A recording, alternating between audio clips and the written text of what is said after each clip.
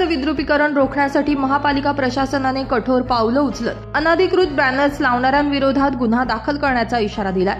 मनपाच्या या कठोर पावलांमुळे शहरातील अनधिकृत बॅनर्स लावणाऱ्यांना चाप बसणार आहे। कोणताही राजकीय दबाव न पाहता समोर कोण आहे याची पर्वा न करता महापालिकेनं कारवाई करण्याची मागणी सर्वसामान्यांमधून पुढे आली होती। याचीच गांभीर्यानं दखल घेत महापालिकेकडून या उपाययोजना केल्या जात आहेत।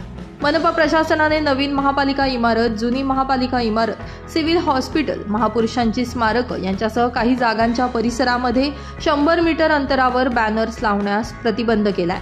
तर शहरातील इतर भागांमध्ये परवानगी घेऊनच बॅनर लावण्याची मुभा महापालिका प्रशासनाकडून देण्यात आली आहे। मात्र परवानगी घेतलेल्या बॅनर्सवर QR कोड लावणं बंधनकारक असल्याची माहिती महापालिका प्रशासनानं दिली आहे। मनपा प्रशासनाच्या या निर्णयाचं सर्वसामान्यांमधून स्वागत करण्यात येत असलं तरी देखील अनधिकृत बॅनर्स लावणारी कुठलीही व्यक्ती असली तरी त्याच्यावर कठोर कारवाई करण्यात येईल अशी अपेक्षा सर्वसामान्य धुळेकरांकडून व्यक्त केली जाते।